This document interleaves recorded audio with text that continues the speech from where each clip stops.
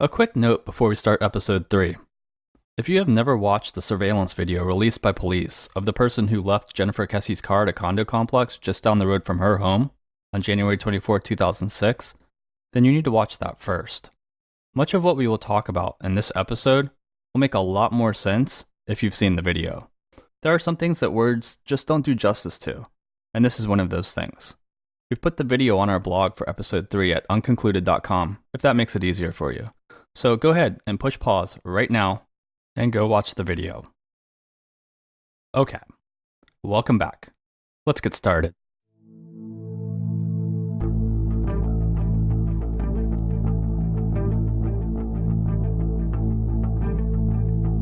"24-year-old Jennifer Kesse disappeared January 24th, 2006. She was last seen at her condo on Conroy Road. To solve a missing persons case which has haunted Orlando investigators. So we're still waiting for that one person to come through with the one bit of information that could bring Jennifer home.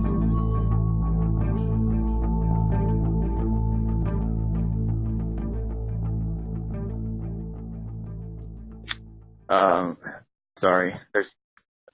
There's these two guys keep watching me, and they're like, I don't know if they're following me or what. Just hang on the phone for a second. Okay. I'm gonna walk back by the That's Scott on by the phone. sidewalk now. He's on location in Orlando at the place that Jennifer's car was dumped. Yeah. And it's not going well. Yeah. Just hang on the phone for a second. I'm gonna so is the same area, I guess. All right, hold on. I'm gonna walk back this way now because for some reason they keep one of them's the other. Sorry, I'm getting very flustered here. All right, I'm just gonna walk back around by the pool now, back around into the front, and probably walk back to my car actually. And Okay. I'll probably get going. I'll hang on the phone with me for a second, and then I'm gonna hang up and I'll give you a call back. In the back of my mind, I was seriously wondering if this was going to end well. And the unfortunate side effect of spending a lot of time at this particular location is that it's uncomfortable. But for this episode, we had to do it. So Scott made it out okay, and everything was fine. But the reason I wanted you to hear that is this place that we're going to talk about today, that the video that you just watched happened, it's not a place that you really want to be.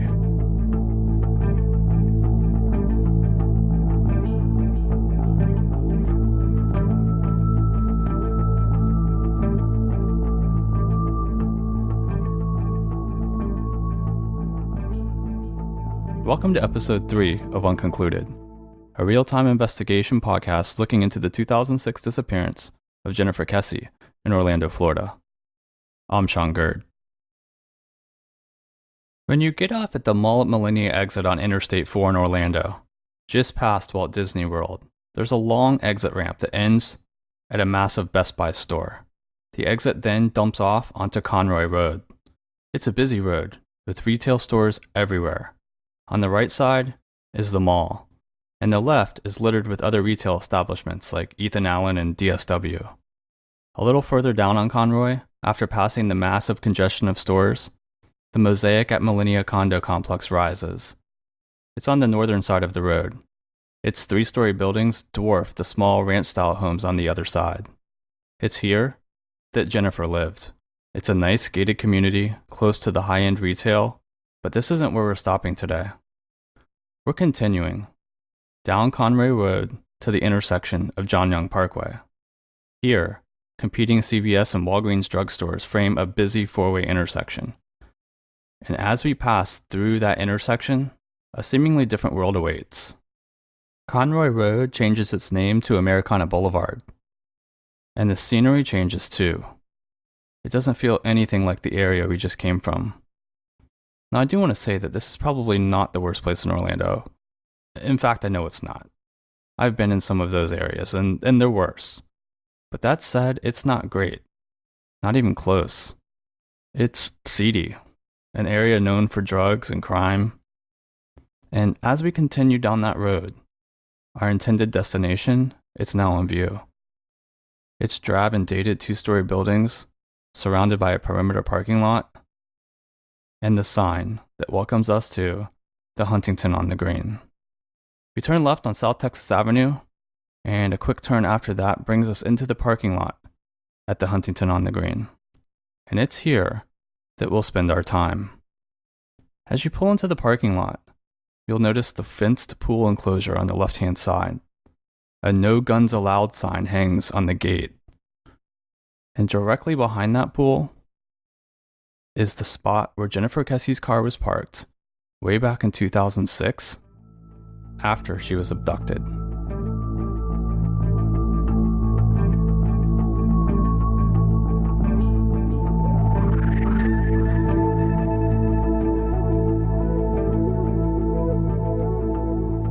We're going to tackle the biggest piece of evidence in the entire investigation: the poor quality surveillance video of the person leaving Jennifer's car behind during the early afternoon hours of January 24th, 2006. And then you have that video.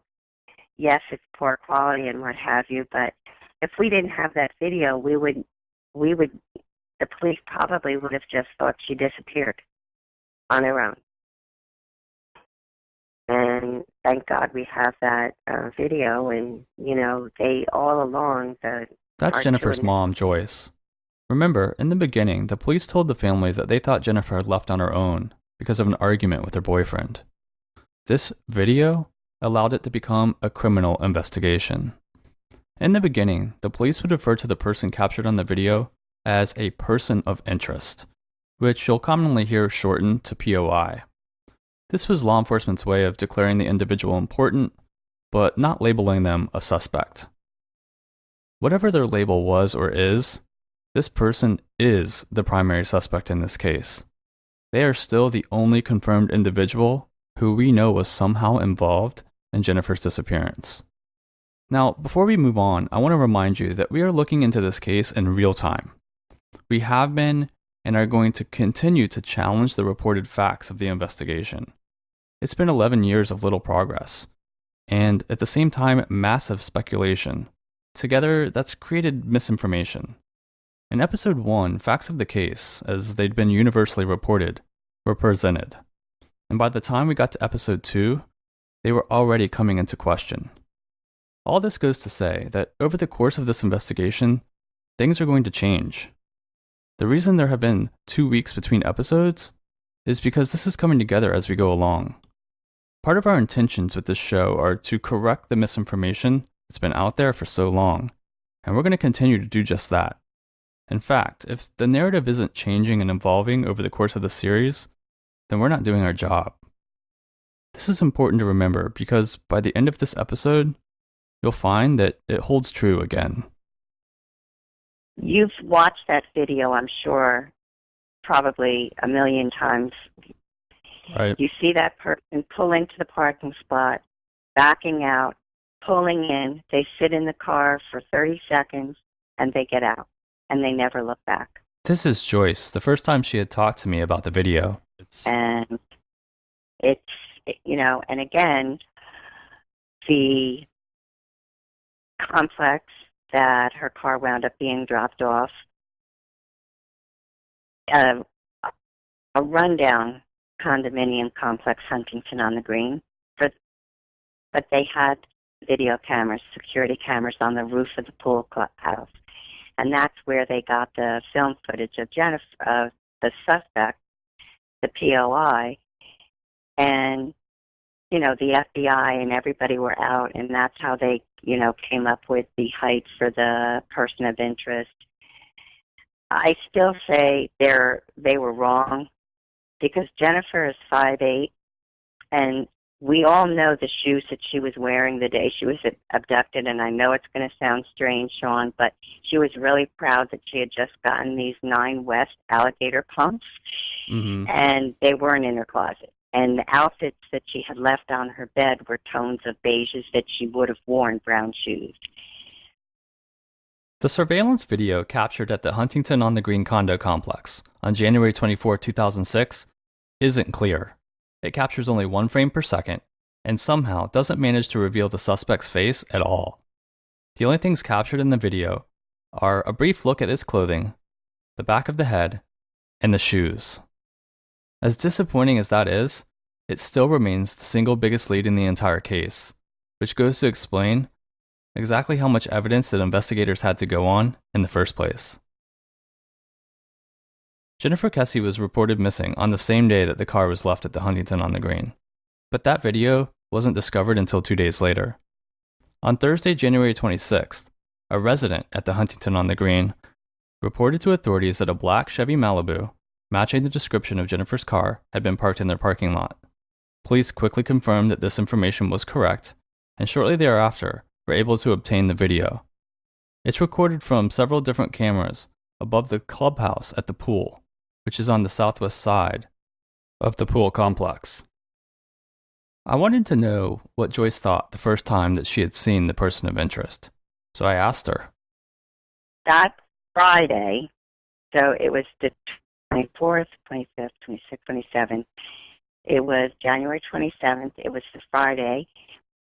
The very first time, we didn't see the video. The very first time we saw 5 still photos. Okay. So they didn't show us the video right away. They showed us 5 still photos. My exact words were something like this. Oh my God, I think this person looks like a teenager. Look at how disproportionate the arms and legs are. Like that, like a gawky teenager, how you your arms and legs and your feet, because it looks like the person has big feet. That was exactly what I thought. I think it's a guy. I don't think it's a woman. And 11 years ago, there was a popular hairstyle and why do we know this? Because law enforcement, Drew and I would go to barbers with the picture and try to get somebody who knew of anybody who cut hair in that style. But it's like a tight, we think it's the tight bun style. This is a question. We were shown 5 stills. Okay. And my son, Rob, and Drew were all there, and the person didn't look like anybody any of us knew. At first, some of those stills were all the public saw too. The police made a strategic decision to not release the actual video, even though the Kesse family asked them to do so. They didn't end up releasing any of it until nearly 17 months later, in May of 2007. It was a strategy that was used. The law enforcement was hoping, obviously, in the beginning that they were going to find Jennifer, obviously. It's still the goal, but, in the beginning. And we kept asking them to release the video. We, as the family, kept saying, release the video. The reason that the detectives didn't is because they wanted that to be the card up their sleeve, if you will. They wanted that when they did find the POI, that they could question them, and then if the POI said, well, I was never in the car, they'd be able to show the footage of the person getting in the car, backing out, pulling back in, sitting there for 30 seconds, and then walking away.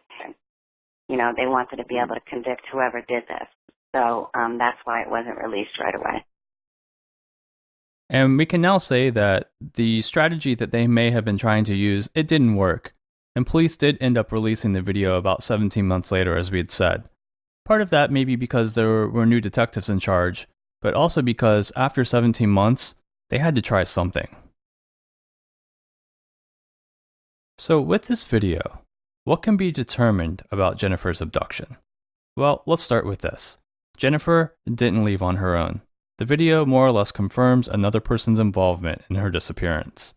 Unless you are to believe that the person in the surveillance video is Jennifer herself, which, in my opinion, 100% is not the case, then at least one person is involved. We also know that this person was inside Jennifer's car, and that's why the current detectives on the case keep talking about that car.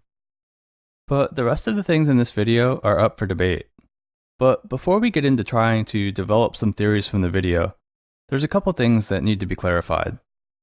Now, another thing that's kind of interesting for you to note is that everybody keeps saying the person looks like a cook or maybe a painter because of the color clothing. what the FBI had found out, that videotape had been used, reused multiple times, taped over. The camera sat in the sun on the top of a clubhouse. When they were trying to get the height of the POI, they had a FBI agent stand, and, they were doing their calculations to get the approximate height and weight. Everybody's clothing showed up the same color, off-white. So that's kind of interesting, that people still think that it's a painter, but it was because it was they said it had something to do with the pixels and whatever, but law enforcement that were wearing, the uniformed officers that were being panned by the footage from the FBI to come up with the calculations, their clothing, for whatever reason, I don't know, it makes no sense to me, but because it wasn't even the same camera. You know what I'm saying? You have a security camera on the roof of the clubhouse, and then you have the FBI and the multiple TV stations trying to come up with the calculations. The calculations Joyce are talking about is the calculations for the person of interest's height. Based on the height of the fence and the surrounding bushes and different landmarks, the FBI and police came up with a way to figure out how tall that person was. And they determined that the person of interest was between 5'3" and 5'5". So I guess we can add that to the things that we now know because of the video. As for the rest of it, I've been watching this video over and over and over again, to the point where I'm not sure I'm even seeing straight. So I decided to meet up with Scott to talk about it and see if I could clear my head just a little bit. We met in Lakeland, about halfway between Orlando and Tampa. It is sort of a delayed 13, 1301, 1302, 1303, 1304, 1305. That was on 1307 though, did you see that? Yeah, 1307, but then it jumps to 1320. So whatever. 27. It's like 20 seconds. So 20 seconds, was that enough space? And I think we figured out why the 27 was still on there. There was I think there is a delay, frame, and then it's the second. It's a jumps delay, to the frame. and then it's a second. Yeah, so I think that's why. So I think that was nothing. Scott and I are sitting at a hotel table. The recorder's on the table recording. We're watching the video on Scott's iPad, and we're spending a lot of time talking about numbers. We're talking about the timestamps and how the numbers and the video and the way that they kind of match up. It's all a little interesting. 31. Why are they even showing that if he's not even on the screen? 28. Because it skips a second. Is he in there somewhere for that last second? And they cut a whole second out of the Did he video? bend down in the bush? Now, before I talk about what Scott and I are obsessing about, I want to make a point. The timestamps on the surveillance videos are 1 hour ahead of the actual time that these events were happening. The police determined that after the fact. So as I'm talking about the times that these events are occurring, I'm going to use the actual times. So if you're watching the videos, pay attention to the minutes and seconds, but not the hour. The hours I'm talking about will be 1 hour different than the videos show. So the video starts with the person of interest driving Jennifer's car into the parking lot behind the pool. They back up, pull back in, wait 32 seconds, and then get out of the car. You'll notice that the person exits the car at 11:59:45. By 11:59:53, the suspect has rounded the corner of the pool and is walking past the hot tub. By noon on the dot, that's 12:00:00, they're about 1/3 of the way past the pool. And by noon 06, that is 12:00:06, the suspect exits the frame of that camera. And at noon 26, 12:00:26, the suspect finally enters the frame of the next camera and is passing the far gate on the east side of the pool. So they go out of a frame at noon and 6 seconds and come back into a frame at noon and 26 seconds. Do the simple math, and there is 20 seconds of time that the suspect isn't shown. Why? Well, that's a good question. I have a hard time believing that there wasn't a camera angle that covered the majority of the pool area. The angle that's missing. So I wanted to take another look at this missing 20 seconds, but I quickly realized that I needed an expert to weigh in on some of this stuff. I had suspected that the camera's timestamps would be all run off of a central system, but I needed confirmation. I needed to know that the timestamps on all these different cameras would all be showing the same exact times. So I reached out to an expert, a person who owns a security company that installs these cameras, and has been doing so for a really long time. Unfortunately, he wouldn't agree to have his voice heard on the podcast, but he was more than willing to answer my questions, so I'm going to share his answers with you now. The first thing I asked him is if it was common for security cameras to only capture still frames every second or so, and his answer was very clear. 100% yes, especially in 2006. He said that the cameras would have been analog, and they would have been recording in time-lapse to the recorder on the tapes. And this led to my second question, and I wanted to know about the timestamps. Would there be separate timestamps on separate cameras that could possibly be out of sync? And again, he told me, in 2006, these cameras would have been connected to a central recorder. They wouldn't have had their own timer or their own timestamps. This central recorder would have recorded all the timestamps. So all these different cameras, they would have used the same timer on the same recorder. And so, to answer my question, yes, all of those timestamps, they would have matched up. This was important because if I wanted to compare and analyze the times of these stamps between different cameras, I needed to know that they were all kind of ticking at the same time. For me, this was confirmation that there was a missing 20 seconds of time. The first thing I thought about when I realized that there was 20 seconds missing, that we didn't know what the suspect was doing, was whether or not it would have taken 20 seconds to walk from where the suspect walked out of the frame of the first camera and into the frame of the second camera. And Scott and I spent hours trying to reconstruct this. We walked at the Huntington on the Green. We had our wives walk, or at least Scott did.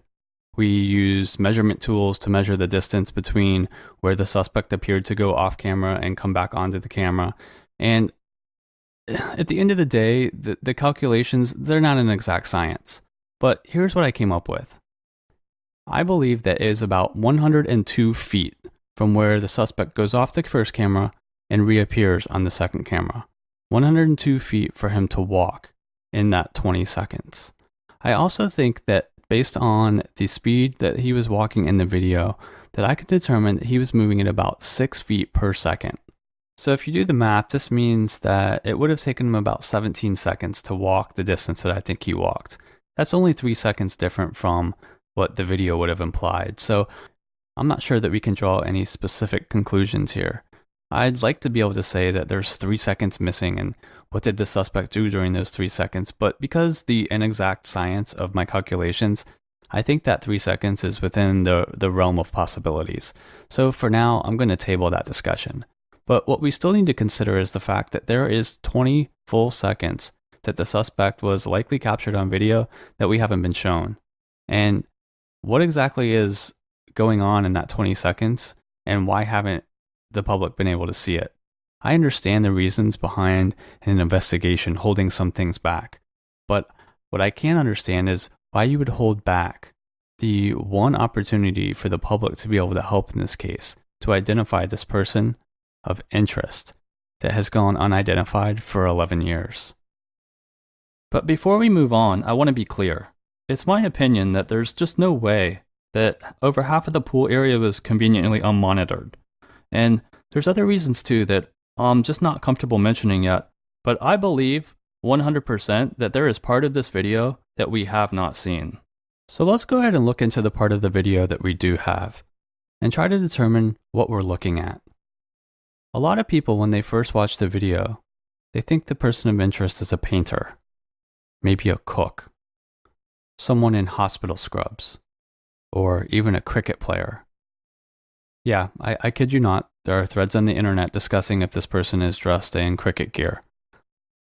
And I'll admit, the first time you watch the video, you're likely to think a lot of the same things. The person does appear to be wearing some type of construction outfit or landscaping outfit or painting outfit. And certainly that could be the case. But there are just so many different options, so many different possibilities that it's hard to even make sense of. So let's review what's seen in the video of the POI. Starting head to toe, there's an interesting shape on the back of the person's head. You've heard Joyce refer to it as maybe a bun, and it could be. It could be a short ponytail or maybe even some kind of slick back style. But in looking at it closely, it could also be a hat. You can make the case for several different varieties. One of those Kangol newsboy type hats turned backwards, a rolled up stocking cap creating a little lip that projects backwards, or even a bicycle helmet. The video images are so unclear that over the past week or two, I've convinced myself at different points that it was each of those things. Moving down to the torso, it's clear that the suspect's shirt is a lighter color than the bottoms. The shirt appears to be short sleeve, and it fits large on the suspect. The pants are slightly darker than the shirt and appear baggy on the suspect as well. They also appear to be cinched at the bottom. They're like tapered pants or maybe a rubber band or elastic holding them tight to the leg. And finally, there are the shoes. The shoes appear too large for the suspect. They're dark and somewhat boxy. They have the looks of some kind of work shoe or boot, but any more detail than that is impossible. So at this point, I think it's pretty clear. The only thing that we know is that we don't know anything at all. Some of you have sent more specific theories to us, and we've looked at and considered them. But I don't think there's anything more at this point that the theories can prove. We've decided that we're going to present some of them, but we're not going to do it on this show. We're going to make them part of a separate episode that we'll release in between this episode and episode 4, so you can look for that in the coming week. But there's something else I want to mention too. And this doesn't really have anything to do with the physical appearance, but it has something to do with maybe our understanding of this person. When we pulled into the Huntington on the Green and parked in the same spot where Jennifer's car was parked, there was a sidewalk directly in front of her car. This sidewalk led behind the pool, through a couple of different buildings, and out to the road, Americana Boulevard, that the suspect used to walk after he dropped off the car. This particular route would have been shorter, more concealed, not in front of the security cameras, and just a better overall decision for the suspect. But instead, they chose to walk out around the pool, where there were video cameras, where there were more people, and where there were cars. Why would they do this? The only thing that makes sense to me is that this person was not familiar at all with the Huntington on the Green. They'd maybe never even been there before. I don't know if this really tells us anything, but it helps narrow down our suspects a little bit. We know that this person's probably not from that immediate vicinity. It just makes no sense to walk all the way around the pool, potentially exposing yourself when you had a better route. I can say now without a doubt that I understand the frustrations that this video has caused. It gives you hope for a moment that there's some evidence, a trail to follow. Maybe something can come of it. But then you realize that there's not really anything there. Yes, we can confirm that foul play was involved. Yes, there's maybe some finite details that we can gather. But there's just nothing there that helps lead us down a path to finding Jennifer. And it hasn't done that for 11 years. It's frustrating. I can't imagine what it's been like to live with that frustration. I watched an interview with Drew Kesse where he talked about having that person of interest taped up on a wall or something in his house and staring at it every night. I can't imagine what that's like. I've been staring at it for 2 weeks and I'm tearing my hair out. He's been staring at it for 11 years.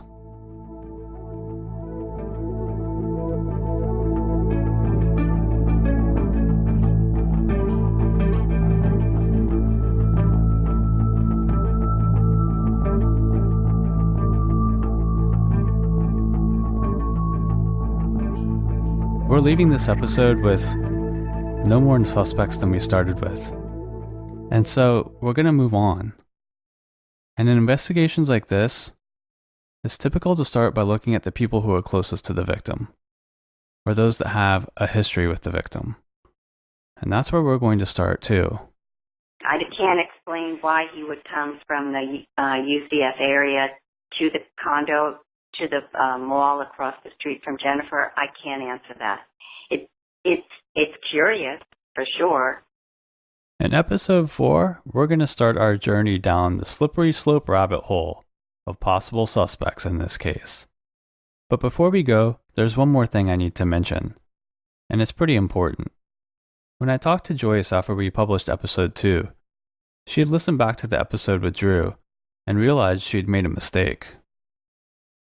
I was mistaken, and Drew had thought when he listened to your podcast, he corrected me, and then he looked back in the notes we kept. I told you, our own timeline of things. The actual dog tracked to the bottom step of the staircase. Jennifer lived on the second floor of a condo building that was open air hallways. The back stairwell was to a parking spot. The front stairwell overlooked the water. The dog tracked back to the bottom of the steps at the water, at the steps that overlooked the pond. She overlooked the pond. Okay. So just to clarify that. And those steps led up to the second floor, though? Yeah, it would lead up to the second floor. Okay. So I was mistaken when I said it went to her parking spot. I thought it went to the parking spot and sat, but it went to that step, the bottom of the staircase, and the dog stayed. So I just wanted to clarify that for you. So in addition to starting our look at possible suspects, we're also going to need to go back and tie up some loose ends at Jennifer's condo. And we'll do that next time on Unconcluded.